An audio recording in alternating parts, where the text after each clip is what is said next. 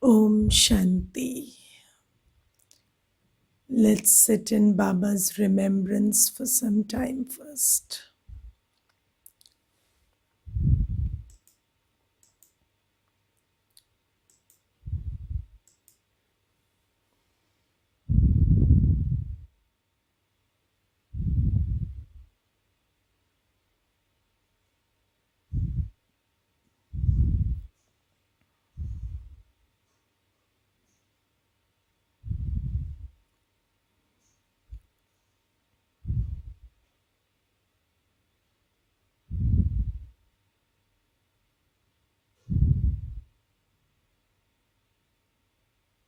Keep your body still and calm.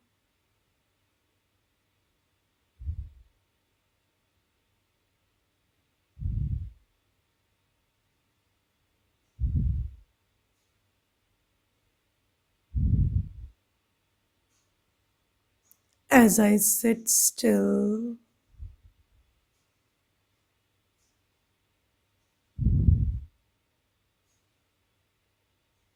I become aware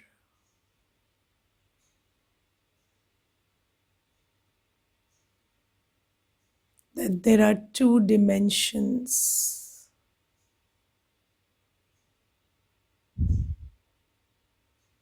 the material and the spiritual.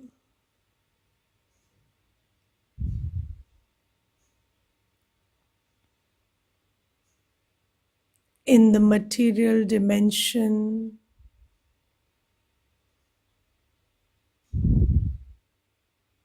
there is this body, all the things, all the bodies around me.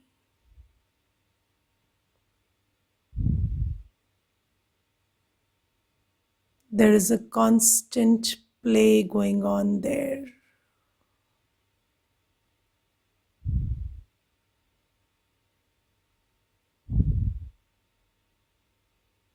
The material dimension is constantly changing.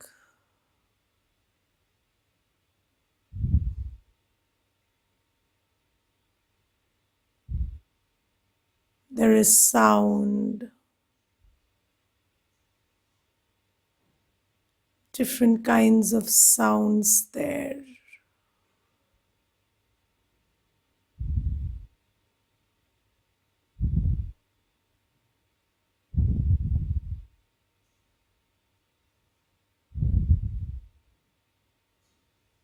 I gently withdraw my energy, my attention from the material and bring it to myself, the soul, the spirit.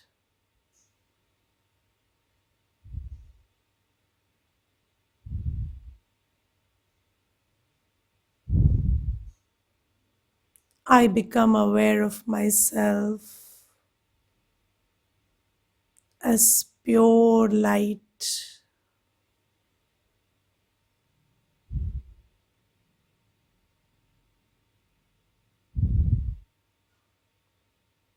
I am a being of purity.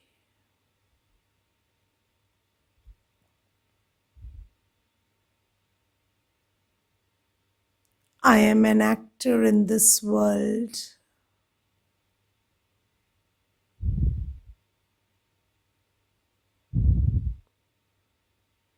Very distinct, very different from this material world.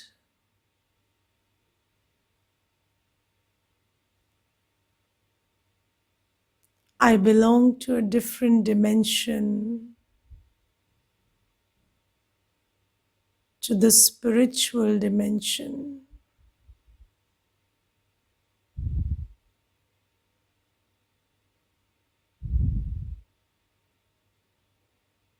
I belong to the sweet home of souls,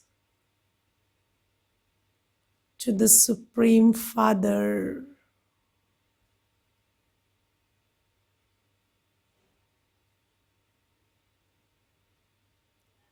I am pure, the child of the ocean of purity, and I come from that home of purity.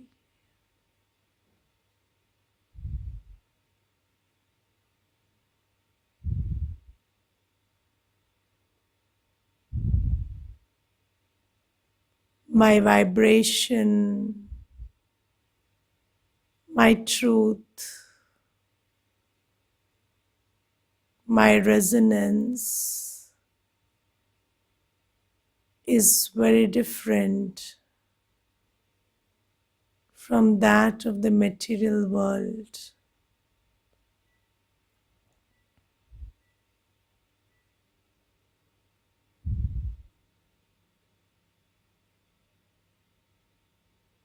In this moment,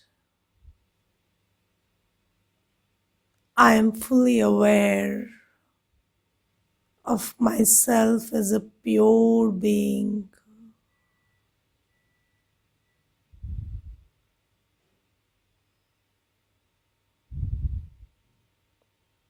very clean, very pure, pure intentions, pure heart, genuine love.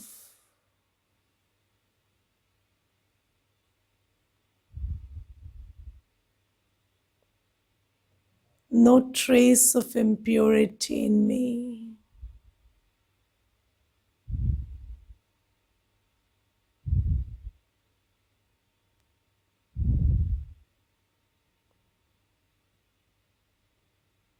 I sit in this awareness of myself as a pure being,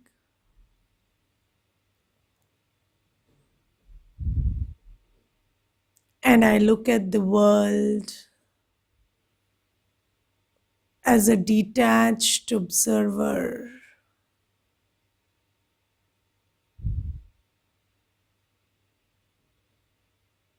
I'm sitting on my seat of purity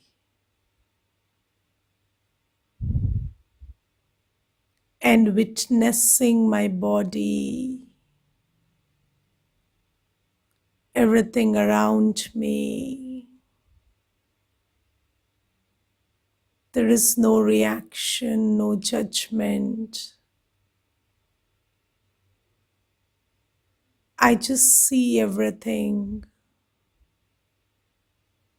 I know it's a play. I know it's an ever changing drama. I move through every scene of the drama in a detached manner. I witness, I respond, but stay clean. Nothing outside creates ripples inside.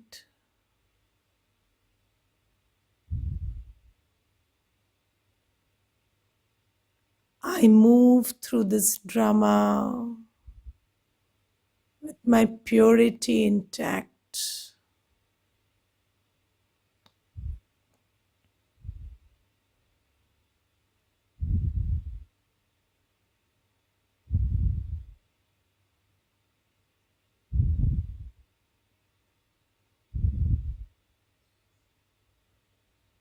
Just sit in this beautiful awareness of moving through the drama as a detached observer.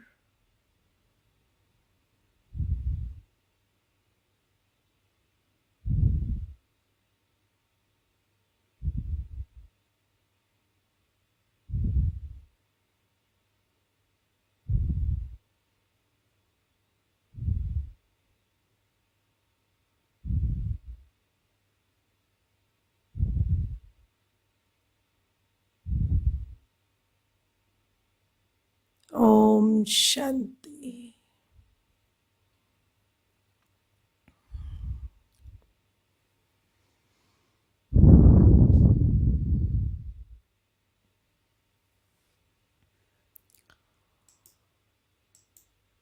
So, this is, you see, whatever is happening in the material dimension, we don't have much control over it because that is a product of collective consciousness uh, in the past. So we we are constantly, every soul in this planet is constantly creating thoughts, words, and actions. There is a constant flow of energy, and every energy, you know that everything has an equal and opposite reaction. Every action has an equal and opposite reaction. So the universe is also responding to this collective consciousness we are creating. So it's been 5,000 years approximately that we have been around, and a little less than 5,000 years. But then in all these 5,000 years, we have been thinking, we have been speaking, we have been doing, and all that is creating the circumstances outside. So I probably told you that whatever you are doing in terms of thought, word, and act is creating your state of health, both mental and physical. It is creating the circumstances around you. If they are favorable or unfavorable is decided by those actions. And it is also creating the quality of people around you, so the quality of relationships. So whatever we have sown up until now is what explains the condition of our relationships, the condition of the situations around us, and the condition of our physical and mental health. So we do not have much control over that because that is something that is a byproduct of what we created in the past. And it's not just personal karma, but it's also collective karma. So it's according to time and according to how everybody around us is also behaving. So we are part of the universe and we are travelers in time. So there is the time element, there is the collective karma of everybody, and then there is my personal karma. So these three things are responsible for circumstances, for behaviors, for people around us, and then the state of physical and mental well-being.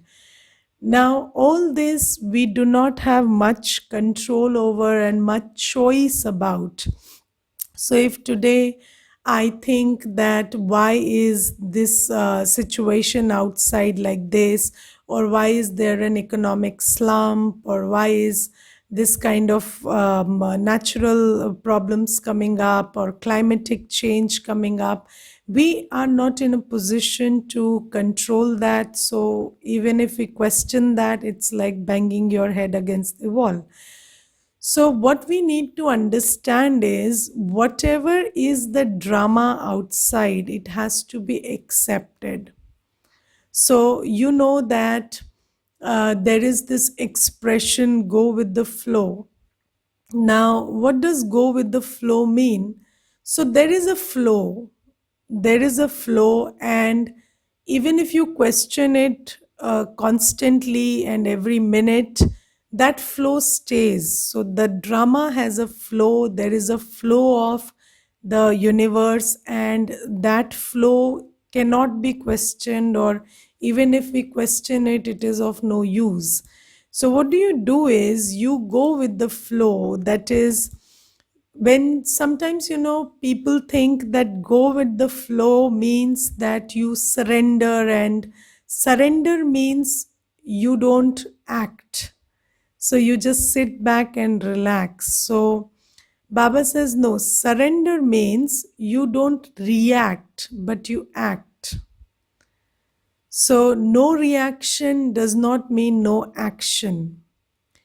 No reaction means no action that is not fruitful. So, if you keep questioning why is this like this or why is that like that, then you are acting in the wrong direction. So, you are asking questions which are probably there are no answers to, or if there are answers, that doesn't change how it is.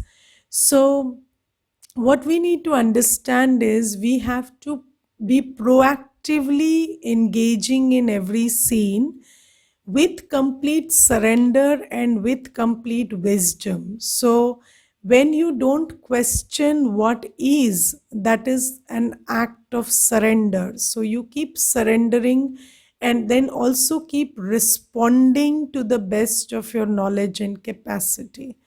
So, when we say go with the flow, this expression has its origin in, so, if there is a flow of water and then you just insert your hand and you want your hand to move with the water, then you have to match the speed of your hand with the speed of the flow of water, and only then will ripples not be formed.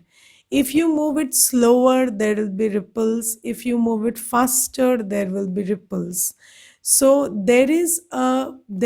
you have to adjust the speed of the movement of your hand with the speed of the movement of water. That is when we say go with the flow. So what you do is you adjust the speed and the quality of and the quantity of your thoughts, words, and actions with the flow of drama. So there is a drama, there is a scheme of things outside. And when we adjust our speeds, quality, and quantity of thoughts according to the speed of the drama or the flow of the drama, when we speak what is required according to the scene of the drama, or we act according to that, then that is called going with the flow. So Baba says you should always know that. So the meditation that we just did is about sitting on that seat of being a detached observer, observing everything in a detached fashion, understanding that I do not have control over that stuff, and then deciding how do I respond to everything while not getting emotional about it or not reacting to it with any kind of negative emotions. Now, you see, this emotional thing. So there is this very beautiful word, dispassionate. So you can go about life in a very dispassionate manner, which is you can be in every scene, do what it requires you to, but not get emotional, just stay in pure feelings. So when you are not getting emotional, it doesn't mean that you are getting dry or robotic. So you can have pure feelings of love, faith, purity, hope, peace while conducting yourself, but you are not letting the other emotions, that is expectation or disappointment or the other stuff, to overwhelm you. So it's you are moving through life not in an overwhelming fashion, but in a very dispassionate and very anchored within your pure feelings. So that is the way we want to move through life, in a detached observer fashion. That is, you observe everything, you are detached, and then you are responding as well. So if you are in that place within yourself, that seat of a detached observer, then you don't ask these questions of why, what, when, how, Yes, or how dare they, or how dare it. So you don't ask these questions, you just do what is required by understanding it is what it is. So, do you understand that we do not have control over mostly anything external? So you can only choose how to respond to it, but you do not really have any control over anything. So if children are not studying, they are not listening to you, or the spouse is not behaving the way you expected them to behave, or your friends are not behaving the way you want them to behave, there is nothing you can do about it. So you have to accept, and then you have to renegotiate how you want to be in this changed circumstance. So sometimes, circumstances change abruptly. So maybe you are in a situation, and then it is so, for example, this coronavirus. So the circumstances changed, you could not keep any help, you could not go as often to the stores to fetch your things, or you couldn't order from outside anything to eat or any other stuff, or there was a lockdown and you couldn't go to school or college or anything. So circumstances are changing. Now, if you focus on why it has changed and how could it and why should it, then it doesn't affect the situation. It only creates an energy which bothers you. So, what you have to ask yourself is, okay, it is what it is now. What do I do to make the best of this? Yes, so and once you start asking yourself the right question, but this will only happen if you are sitting on that seat of detached observer, because no sooner than you notice yourself, you find yourself in a very reactive state. That is, you are already thinking about things that are not in your control and you are already messed up inside. So, if you always take care to make this distinction between your spiritual reality and the drama. So the drama is external, and the drama will constantly change. You cannot make it stay the way it is. So change is the only constant or permanent thing in life. So what you do is you sit on that seat where you understand that anything on the external is immaterial to your internal state, and then how you respond will determine how you stay within yourself, and your internal state depends not on the circumstances outside but on your responses to them. So this is about the practice of being a sakshi drashta. In Hindi, this detached observer state is called a sakshi drashta, and this is a very good position to take internally or spiritually. Now, we were doing that picture and understanding that picture yesterday. So, we understood that we come at different times, and since you are sitting here until this chapter, it means that you probably came somewhere in the beginning. So only then can these things make sense to you, otherwise, they won't. So when you come in the beginning, so in the beginning, I told you that there are 8 births in the golden age, 12 in the silver age, 21 in the iron age, and 42 in the 21 in the copper age and 42 in the iron age. Now, when we come in the beginning, then the world is a perfect place because we are in our perfect state. So the drama, the flow of the drama is very harmonious because we are in harmony within ourselves. And in order to reach that place, we are practicing how to stay harmonious within while there is disharmony outside.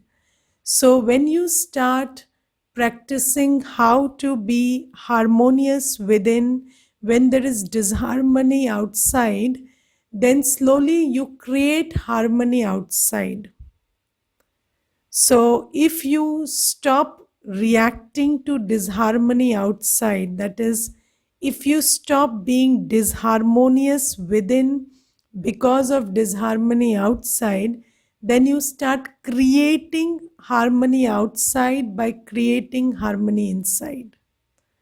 So this is how it goes. So instead of living the life of a slave where we feel we are at the receiving end and we are only reacting to what is outside, we take the position of a creator. So the creator is not disturbed by what is outside. So if your servant is able to disturb your internal state, then he is no longer your servant, he has become your master. Yes, so you must understand this. So these five elements of nature and whatever is in the material dimension is not supposed to disturb us, and we have to take the position of a creator, a master. And then when we stay happy and peaceful and harmonious, come what may, then we create a state of world where everything is harmonious outside. And this effort in the confluence age is what Baba is making us make. Or so Baba is giving us the knowledge first. So, everything is created in the mind first. So, where was the so that is why it is said Brahma ne sankalp se srishti rachi. So the world was created with Brahma's thought, it is said. So, what is Brahma's thought? So, Shiv Baba Shiv Baba comes from the soul world and introduces these ideas to Brahma Baba. And these ideas are very powerful ideas. And once you start delving into them, and once you start making them color your consciousness, your attitude, then they start manifesting in your actions. So these ideas of how to stay harmonious while everything is disharmonious outside, this is what Baba brings. And Baba says you are a soul, and it is your mind, your buddhi. You choose where to focus on, you choose what thoughts to create. And then when you position yourself in such a manner, then these thoughts create that stage. So when you sit in meditation, what is meditation? You must understand this. So, meditation is practicing these powerful ideas in your internal laboratory. So, these are powerful truths that Shiv Baba brings with him from the soul world, and we practice them in meditation in our internal laboratory. So, you go to the gym, and what do you do there? You go to the gym and then you try exercising your muscles on preset machines. So those machines move in a certain way, so there is nothing surprises you in the gym, right? So you know how this machine will work, and then you just operate that machine, and then you flex your muscle in a certain way. So sometimes you flex your hand muscles, sometimes the leg muscles, sometimes the back muscles. So you do this so that you are in a position where your body is flexible enough, and then during the day, if you have to bend or you have to jump or you have to do anything during the day which requires the use of your muscles, you are in a better position to use them, because you have not used them arbitrarily in the gym, but you have used them very consciously. So you have activated them in a very programmed and conscious fashion, so that when situations catch you by surprise, you are able to flex your body according to the situation. Similarly, what do you do in meditation? You sit and you try to keep that place or that position of peace and purity and happiness intact.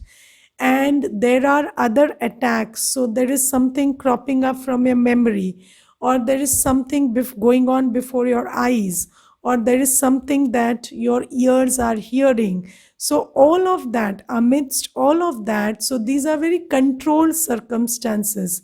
You are not in out in the world when you are meditating. You are in your position, you are sitting relaxed, and then there are certain sounds, certain sights, certain things that are coming from the memory track, certain stuff that is emerging in the mind. And then what you do is you use your knowledge that you are getting in this class to deal with those eruptions and maintain your place of stability and peace and purity. So, when you do that and you maintain your stage of equanimity and your stage of stability, even when these other things are cropping up in the mind, then when you go out in the day and then some things are happening practically in front of you, then you will be able to stay in a stable state. There are greater chances that you will be able to stay in stability in the face of those circumstances. So meditation is not done just to quieten the mind for a 5 minutes. No, meditation is that process where you practice these spiritual laws and you apply these powerful points of knowledge, and you train your internal world to stay stable come what may. And when you have trained yourself in this manner, then when you go out and there are circumstances and you see something horrifying or something irritating, or something that gets onto your nerves, or something that is making you angry, then you are able to stabilize yourself because you are practicing that in meditation. So I told you in the beginning of these sessions that there are four subjects. There is Gyan, there is Yog, there is Dharana, and there is Seva. So, what we are understanding Gyan in this class, and then when you sit in silence, you apply this Gyan to create a stable state in silence. So you will have to apply this gyan when you meditate. So if there is something coming up, let's say you sit in meditation and then a scene pops up in your head, and then that scene is that of somebody saying something unwanted to you, then you use gyan there. So you use your gyan that that person is coming from a place of his understanding, and we are all different according to our sanskars, and it's not I should not feel disturbed by what they are saying, because they are saying whatever is right according to their understanding.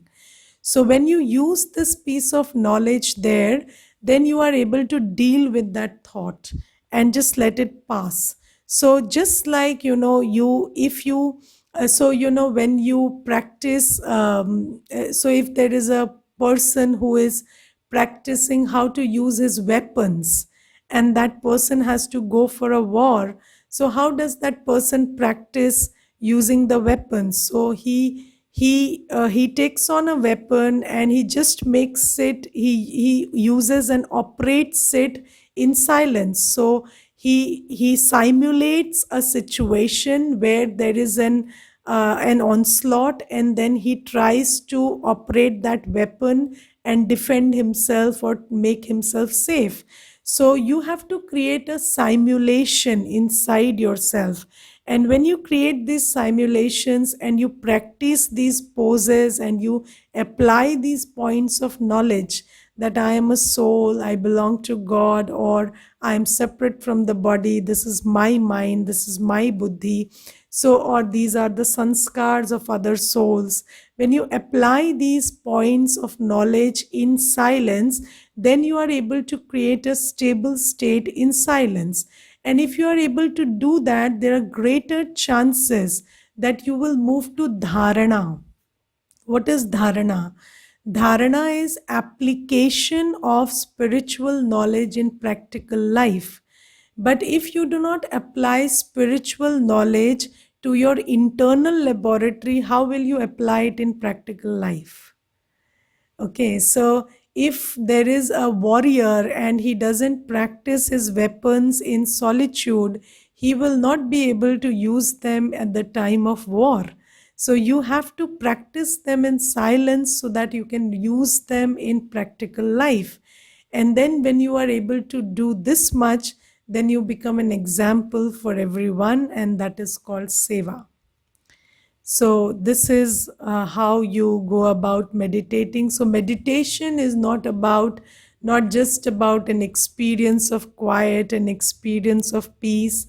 It is that golden opportunity, that golden time when you practice these powerful weapons that Baba is giving you.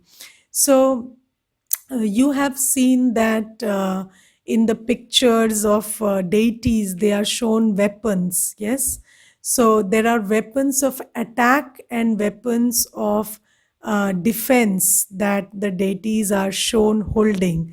So we also have weapons of attack and weapons of defense. So for example, if there is a situation and you want to attack that situation, which is if there is a challenge and you want to take that challenge by challenge. So if you want to crack an interview, or if you want to if you are in a situation which is daunting and you want to stay fearless in the face of it, then what you do is you emerge your powerful self in meditation. I'm stronger and I'm more powerful than any situation that I will ever encounter. And you practice this before going for that interview, or before engaging in that challenging situation. Then there are certain weapons of defense. For example, that every soul has their sanskar, and it is not happening to me. It is happening, but it is not happening to me. So these are the ways in which you use your internal weapons. And when you practice them in meditation, you will be in a better position to apply them when these challenges come up in real life. Okay. Can you please explain seva? Okay. So, seva is when you are an embodiment of these points of knowledge, then people around you will pick these up from you. So, there are, so it is said that ज्ञान मुख से दिया जाता है. So, knowledge is given with the mouth. So, I speak knowledge, right? But virtues are not given by speaking about them. Virtues are given to each other when you act from a virtuous position. So, if you ask your child to be disciplined, that child will not be disciplined because you ask them to be disciplined. There is a very beautiful saying that the father says, "Don't do as I do, do as I say." But the child does as he does, not as he says. So, because virtues cannot be given by talking about them. So, how do you give virtues to somebody? Virtues are given through actions. So, if you become an embodiment of discipline, if you become an embodiment of peace, if you stay loveful come what may, then you automatically teach others around you to behave in a similar fashion. And if they behave otherwise, they themselves feel ashamed of their behavior. You become like a mirror in which they are able to see what they are doing. You don't have to speak about it. So if you conduct yourself based on virtues, then you become the donor of virtues, just by being who you are. And then there is another thing which you can give to others, which is powers. And powers are given through drishti. So the way you look at somebody can give them power. So your drishti can give power to somebody. If you are a very fearless person and you give your drishti to somebody, they also get that energy of fearlessness. If you are a very quiet person, so you can take another person to that place of silence or that place of peace just by exchanging your drishti with them. So your drishti can pull somebody into a different stage of power. So these are the methods in which we do seva. So seva means you can serve through speaking knowledge, you can serve through being virtuous, you can serve through being powerful. Through your drishti, others will get power. And then there is another aspect of seva, which is supporting the seva sthans of Baba. So Baba has created these centers, and there is a lot of seva taking place from these centers.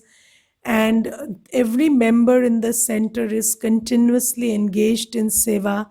So if you can support the centers in any manner, mostly financially, because from this distance and on Zoom, you can't do any physical seva or anything. But in on your personal level, you can always serve through knowledge, and you can be donate virtues, you can donate powers. But then if you support the centers, then through the centers there are lots of seva going on, and then you can also be a part of the blessings that those sevas are earning.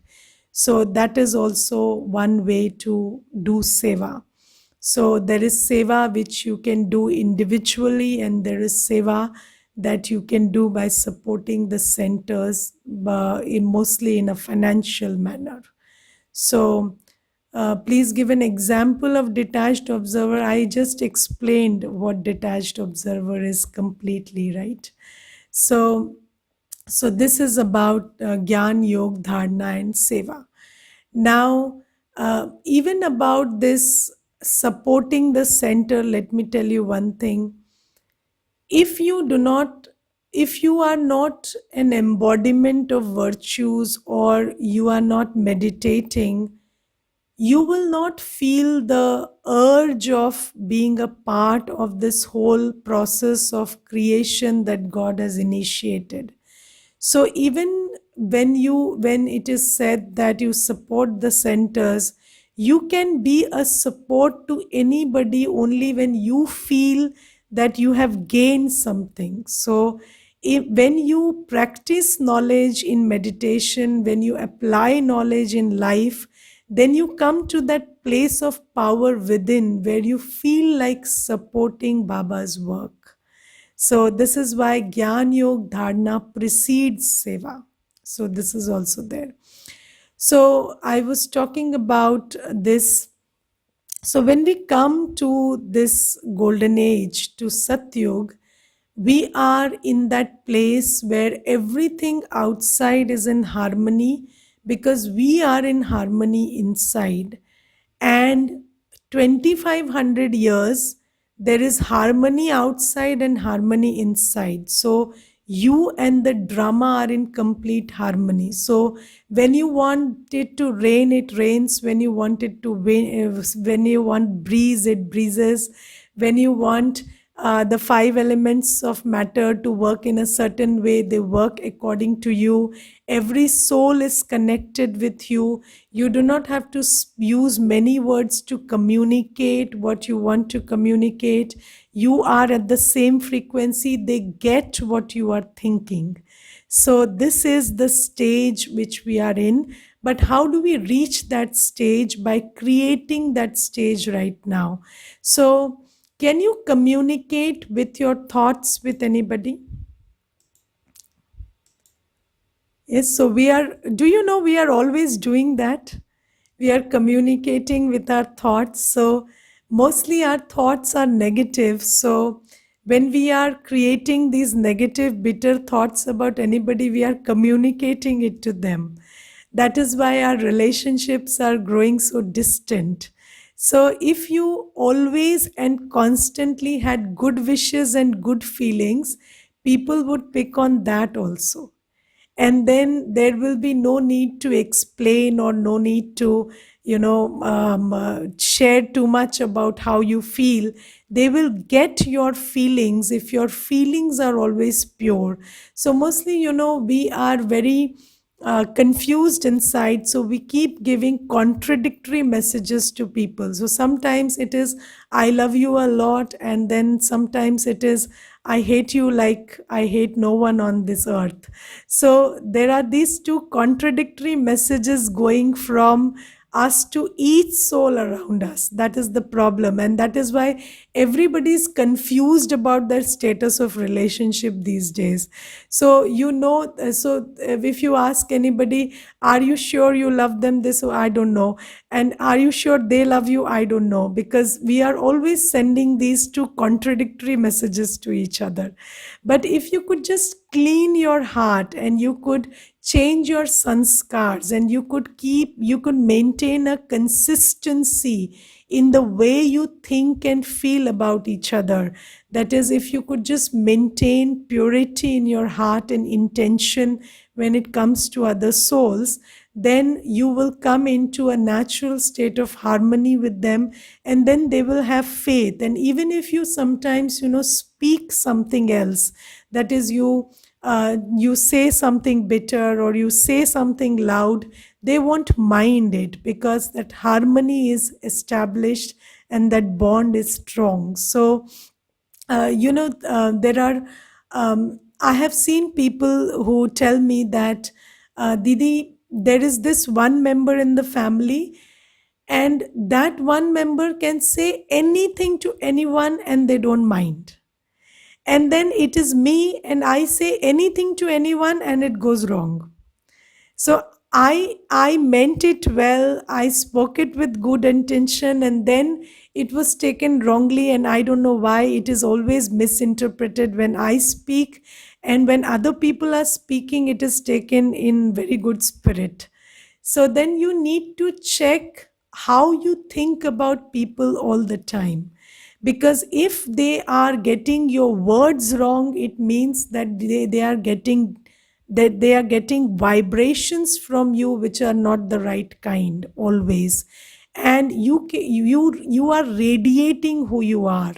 So if you are in a place of harmony within, that is, you always have good feelings and good wishes inside for everyone and everything, then that gets communicated to each one around you. And in that state of harmony, even if you tell somebody that you need to change this, or I find this wrong about you, they don't take you wrong way, they take you the right way.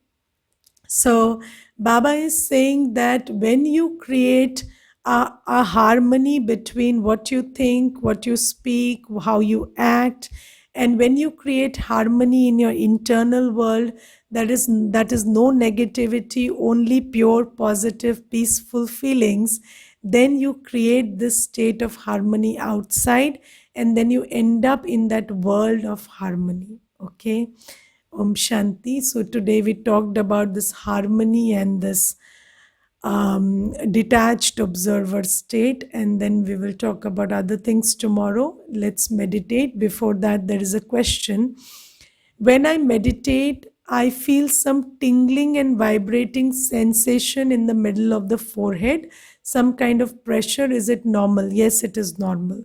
If you are feeling that, that's okay, because the soul was staying asleep for so long. So now that it is waking up, there is some tingling sometimes, and that is okay. So, but it should not be a headache. It's kind of a vibration or a tingling, and that's okay.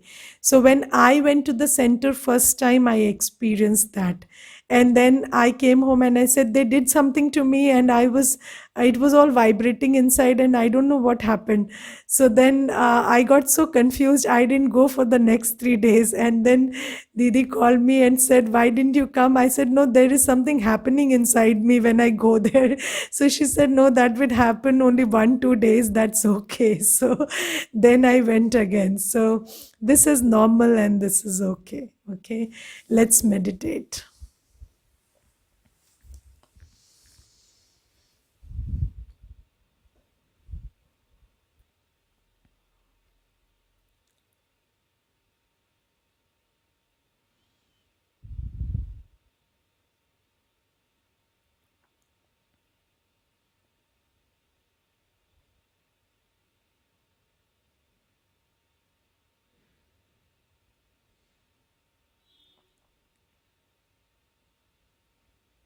As I sit still,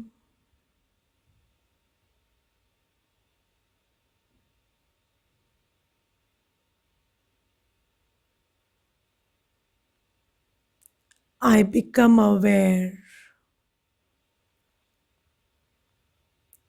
of this fortunate time when I am receiving the love of God.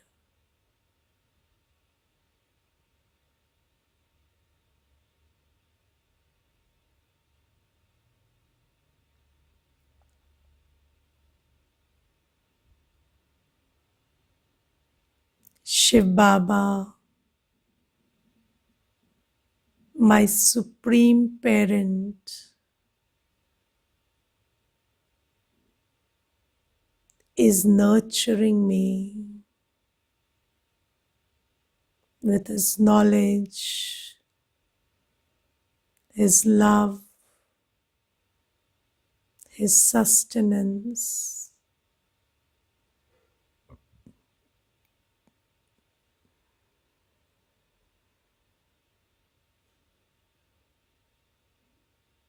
I feel I am covered in his grace. I am soaked in his love.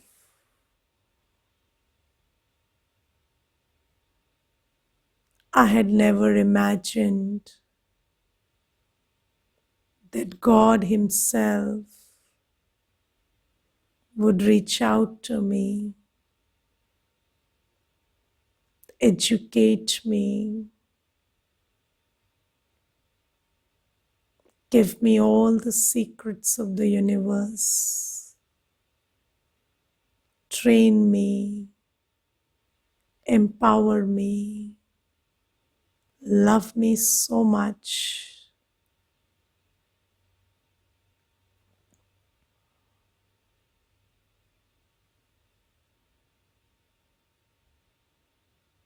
This is such a big accomplishment. This is such a big time for me.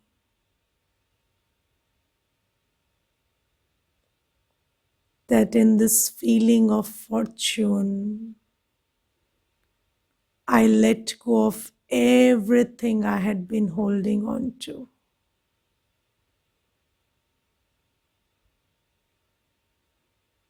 I have no complaints, no grudges, no grievances.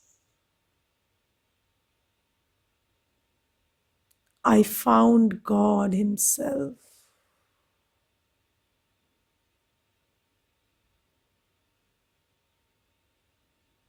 I cannot hold to anything negative after finding God.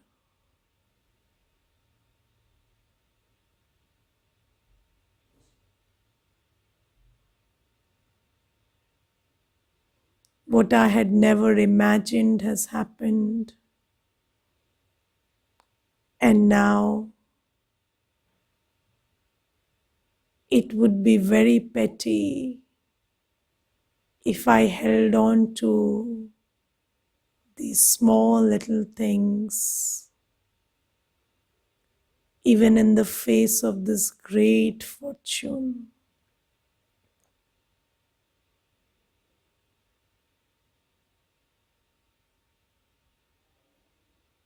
Experience the flow of God's love in the form of white, soothing rays that are coming to you. And under this shower of love, let everything that is dark in the soul get washed away.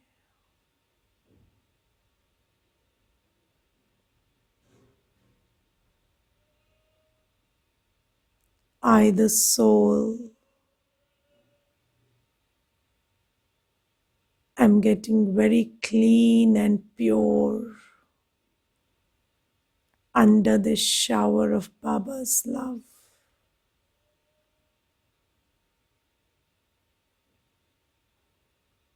I feel very light and healed and recharged in this moment.